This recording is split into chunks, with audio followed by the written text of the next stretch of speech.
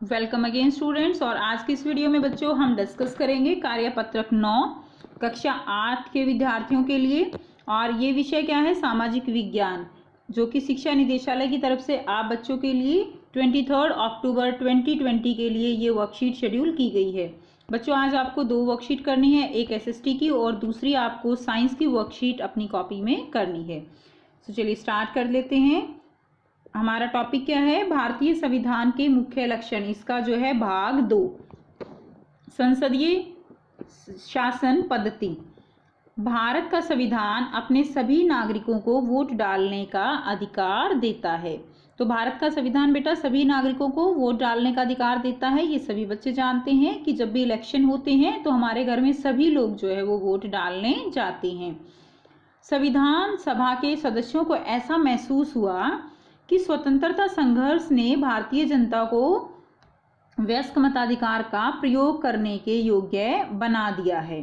ठीक है, संविधान सभा के जो संविधान जब लिखा जा रहा था उस समय उन सदस्यों ने महसूस किया कि जो भी स्वतंत्रता संघर्ष हैं उन्होंने भारतीय जनता को अपना वयस्क जो मत अधिकार है उसके प्रयोग करने के योग्य बना दिया है। यानी ऐसा प्रावधान अब उन्हें संविधान में दे देना चाहिए। उन्हें विश्वास था कि इससे लोकतांत्रिक सोच और तौर तरीकों को प्रोत्साहन मिलेगा।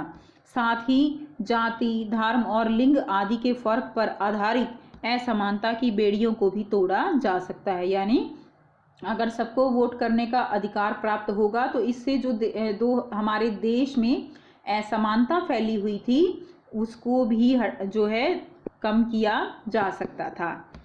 सार्वभौमिक मताधिकार का मतलब क्या है?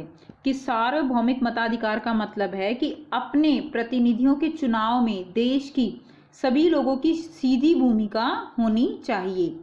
यानी सभी लोग मिलकर जो है अपने प्रतिनिधि का चुनाव करेंगे और वो प्रतिनिधि जो है देश की सरकार चलाएंगे। जैसे बच्चों आप जानते हो कि जैसे लोकसभा के जो इलेक्शन हुए थे उसमें जो भी मेंबर ऑफ पार्लियामेंट होते हैं, ठीक है ना, एमपीज होते हैं, वो सभी प्रधानमंत्री को चुनते हैं और जो एमपीज हैं वो जनता द्वारा चुने गए प्रतिनिधि होते हैं। और ये जो प्रतिनिधि जनता द्वारा चुने गए होते हैं ये जनता के प्रति जवाबदेह होते हैं। इस प्रकार संसदीय शासन पद्धति जनता की शासन पद्धति बन जाती है। यानी जो संसदीय शासन पद्धति है वो सीधे तौर पर क्या है? जनता के द्वारा चलाया गया शासन जो है वो हो जाता है। यहाँ पर अब हम डिस्कस करेंगे शक्तियों का बंटवारा।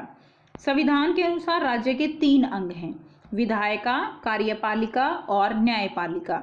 विधायिका क्या है? विधायिका में जनता द्वारा निर्वाचित प्रतिनिधि होते हैं जो कानून का निर्माण करते हैं। यानी हमारे देश में जो भी नए कानून बनते हैं वो सभी कहाँ पर बनाए जाते हैं? वो सभी विधायिका में बनते हैं। ठीक है। दूसरा क्या है? कार्यपालिका। अब कार्यपालिका क्या है? कार्यपालिका में ऐसे लोग होते हैं जो कानूनों को लागू करने और शासन चलाने का काम देखते हैं। यानी जो कानून विधायिका ने अब बना दिए हैं उनको लागू करवाना वो किसका काम है? वो कार्यपालिका का काम होता है। और शासन चलाना जो है उसका काम सारा कौन देखते हैं? कार्यपालिका देखते हैं। नेक्स्ट देखिए न्यायपालिका। न्यायपालिका में न्याय करने वाली संस्था को क्या कहा जाता है? न्याय करने वाली संस्था को न्यायपालिका कहा जाता है। इसका कार्य क्या है? कानून की सही व्याख्या करना। यानी जो भी बेटा जो न्यायालय है, उच्च न्यायालय है, सुप्रीम कोर्ट, हाई कोर्ट, ये सब क्या है? ये सभी न्यायपालिका के अंतर्गत आने वाली संस्थाएं हैं। यानी संविधान के अनुसार राज्य के कितने अंग हो गए? 3 अंग। 3 अंगों में शक्तियों का बंटवारा जो है वो किया गया है। राज्य की किसी भी शाखा द्वारा शक्तियों के दुरुपयोग को रोकने के लिए ही यह प्रावधान किया गया है। कौन सा प्रावधान किया गया है? शक्तियों के बंटवारे का प्रावधान किया गया है कि इन सभी अंगों की शक्तियां एक दूसरे से अलग होंगी। यानी ये जो है 3 अंग हैं इनकी शक्तियां जो हैं वो एक दूसरे से अलग होंगी। शक्तियों के इस बंटवारे के आधार पर प्रत्येक अंग दूसरे अंग पर अंकुश रखता है। यानी तीनों अंग बेशक इनकी शक्तियां जो हैं वो अलग हैं लेकिन इनकी शक्तियों पर एक दूसरे का अंकुश होता है। अंकुश यानी एक दूसरे को ये जो है ऐसा नहीं है कि अपनी मनमर्जी से कोई भी अंग वो अपनी मनमर्जी से कार्य कर सकता है।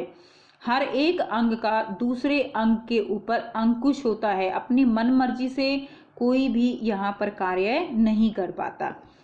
अब इसी तरह तीनों अंगों के बीच जो है वो सत्ता का संतुलन बना रहता है। तो यही क्या है, शक्तियों का बंटवारा इसका सिद्धांत है। अब यहाँ पर आपके लिए क्रियाकलाप दिया गया है, तो देखिए आपको इसका मिलान करना है। भारत में वोट डालने की न्यूनतम उम्र, स्तंभ क और स्तंभ ख में मिलान करना है। तो भारत में वोट डालने के लिए न्यूनतम उम्र क्या है बेटे, 18 साल, सभी बच्चे जानते हैं। जनता द्वारा चुने जाते हैं। जनता द्वारा कौन चुने जाते हैं, प्रतिनिधि। कौन चुने जाते हैं, जनता द्वारा प्रतिनिधि। तो ये पहला का उत्तर हो जाएगा, ये दूसरे का। आज़ादी के लिए संघर्ष, आज़ादी के लिए संघर्ष जो है वो क्या था, स्वतंत्रता संघर्ष। तो ये तीसरा हो गया।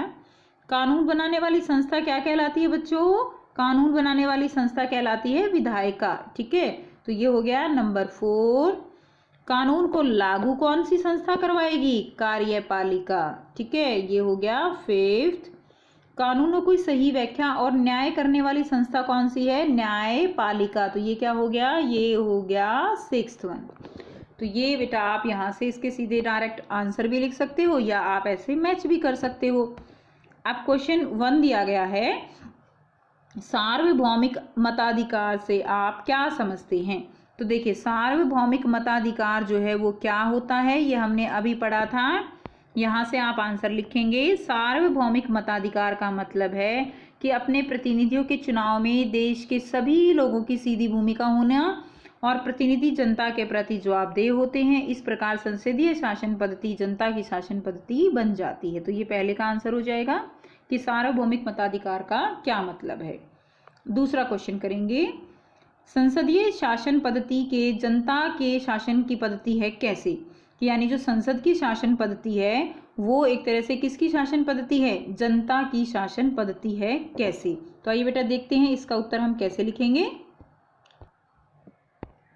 तो देखिए संसदीय शासन प्रणाली में जो सरकार के चुने हुए, सरकार में जो चुने हुए प्रतिनिधि होते हैं वो जनता द्वारा सीधे तौर पर चुने जाते हैं, जो जनता के प्रति जवाबदेह होते हैं। और इस प्रकार जो संसदीय शासन प्रणाली है वो जनता की शासन पद्धति बन जाती है। यानी एक तरह से संसद की जो संसद में जो कार्य हो रहा है उसमें कौन लोग हैं, उसमें वो लोग हैं जो जनता के द्वारा चुने गए हैं। इसलिए जो ये संसद की शासन प्रणाली है जिसमें सभी लोगों को अपना मत डालने का अधिकार है वो एक तरह से जनता की शासन पद्धति है। नेक्स्ट क्वेश्चन करेंगे बेटा। प्रश्न 3 क्या है, राज्य के मुख्य अंग कौन से हैं, इनका क्या महत्व है। तो देखिए राज्य के मुख्य अंग कौन से हैं, हमने पढ़ा संविधान के अनुसार राज्य के 3 अंग हैं, विधायिका, कार्यपालिका और न्यायपालिका। और इनका महत्व आपको ये जो है एज इट इज लिख देना है। इन सब का महत्व दिया गया है कि किसका क्या कार्य है। ठीक है, तो ये इसका आंसर हो जाएगा प्रश्न 3 का। नेक्स्ट करेंगे प्रश्न 4। देखिए शक्ति का बंटवारा, इसको स्पष्ट करना है। तो शक्ति का बंटवारा क्या होता है, तो बेटा ये हमने यहाँ से भी पढ़ा था कि शक्ति का बंटवारा क्या है कि सभी अंगों में शक्तियाँ जो है उनका कार्य बांट दिया गया है ताकि इसके आधार पर वो प्रत्येक अंग जो है दूसरे अंग पर अंकुश रखता है। शक्तियों को इस प्रकार से बांटा गया है। तो आइए बेटा देखते हैं इसका उत्तर हम कैसे लिखेंगे। सो यहाँ से बच्चों आप इसका आंसर लिखेंगे, शक्ति का बंटवारा राज्य के सुशासन का एक मॉडल है। ठीक है, शक्तियों के बंटवारे के लिए राज्य को भिन्न उत्तरदायित्व वाली कई शाखाओं में विभाजित किया जाता है और प्रत्येक शाखा को अलग अलग और स्वतंत्र शक्तियां प्रदान की जाती हैं। ये शक्तियां एक दूसरे पर अंकुश भी लगाती हैं और यह विभाजन कार्यपालिका, विधायिका और न्यायपालिका के रूप में किया जाता है। तो यानी न्यायपालिका, कार्यपालिका और विधायिका जो है इनके कार्यों को अलग अलग रूप से विभाजित कर दिया जाता है और इनकी शक्तियों का बंटवारा कर दिया जाता है। तो यही शक्ति के बंटवारे का सिद्धांत है। नेक्स्ट क्वेश्चन करेंगे।